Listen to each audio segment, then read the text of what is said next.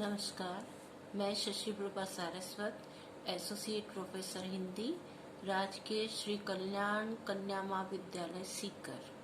प्रिय विद्यार्थियों, आज हम पढ़ने जा रहे हैं कवि सुमित्रानंदन पंत। पंत जी का जीवन परिचय है, उस पर हम चर्चा कर लेते हैं। सुमित्रानंदन पंत हिंदी साहित्य में छायावादी युग के 4 प्रमुख स्तंभों में से एक है। इस युग को जयशंकर प्रसाद, महादेवी वर्मा, सूर्यकांत त्रिपाठी निराला और राम कुमार वर्मा जैसे कवियों का युग कहा जाता है। इनका जन्म कौसानी बागेश्वर में हुआ था।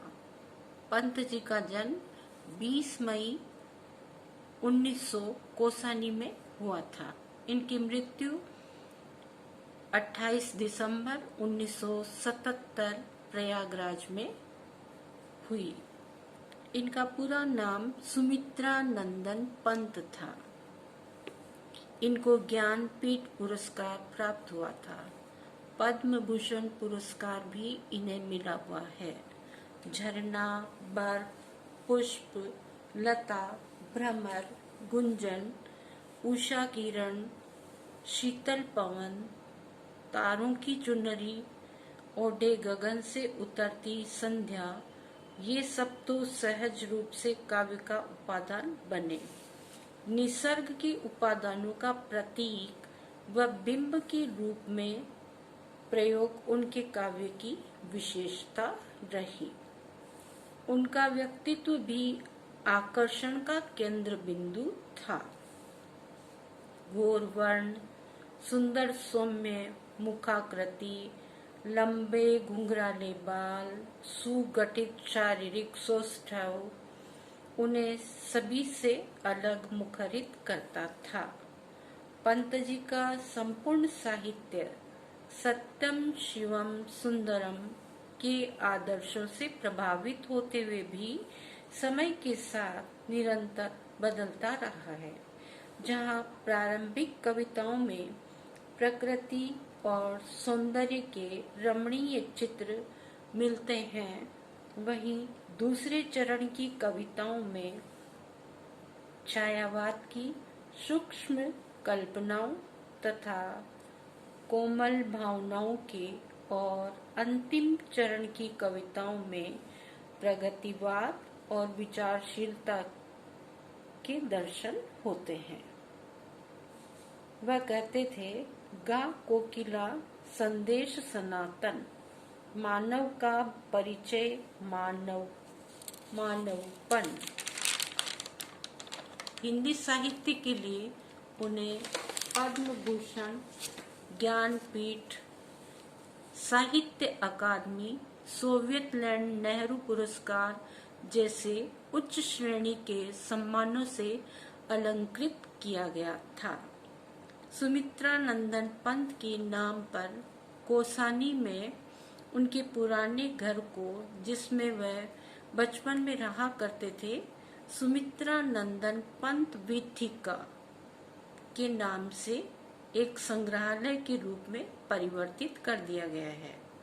संग्रहालयों में उनकी प्रत्येक वर्ष पंत व्याख्यानमाला का आयोजन होता है।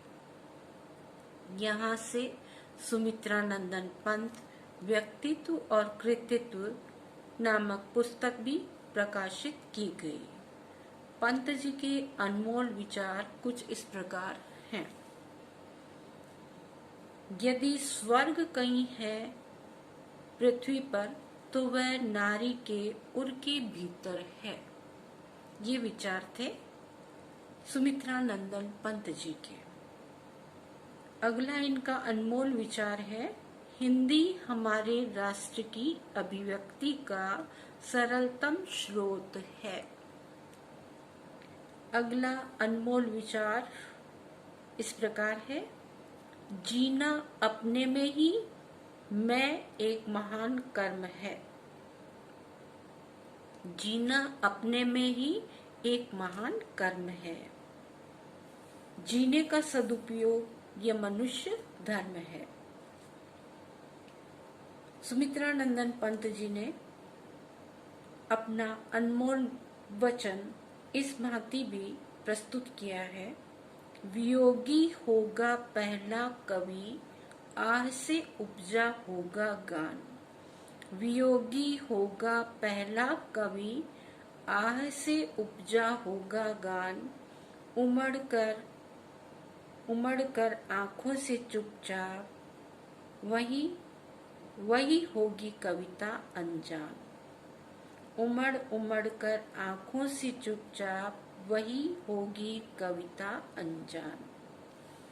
इनकी कुछ प्रसिद्ध पुस्तकें हैं जिनके नाम हम जान लेते हैं।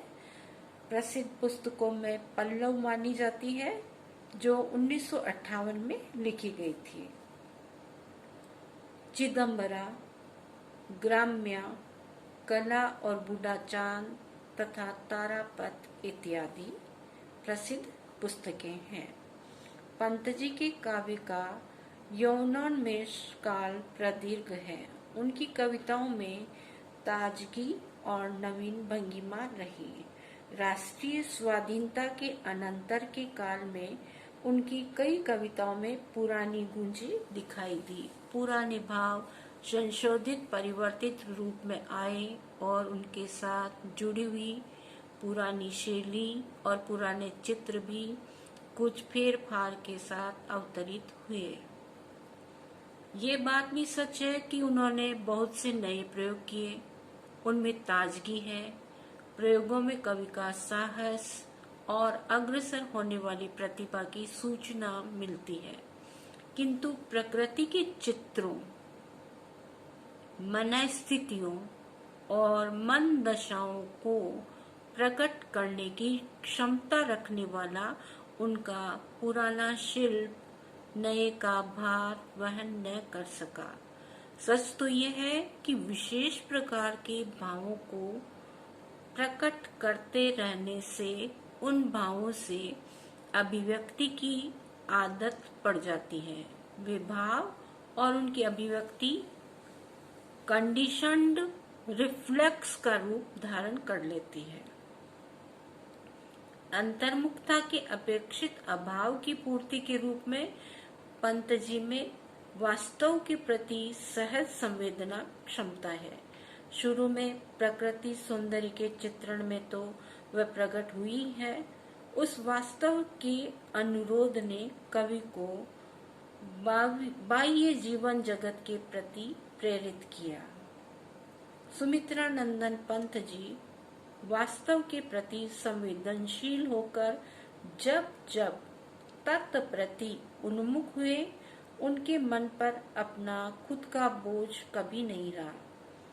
व्यक्तिगत जीवन के भयानक उतार चढ़ाव और पीड़ादायक संघर्षों द्वारा मन बुझ जाता है। बाहर के उलझाव भीतर के उलझाव बन जाते हैं। यद्यपि जीवन एक और अधिक अनुभव संपन्न हो जाता है, पंत जी का काव्य जीवन विवेक प्रदीप्त करता है। उससे हम शिक्षा ले सकते हैं कि कुछ प्राप्त कर सकते हैं। पंत जी के काव्य में संयत भाव, प्रबुद्ध प्रेरणा और ज्वलंत ऐतिहासिक अनुभूति है। इसके अतिरिक्त कुछ ऐसी जीवन समस्याएं उन्होंने उठाई है जो हमारे लिए अत्यंत महत्वपूर्ण है। बहुत बहुत धन्यवाद।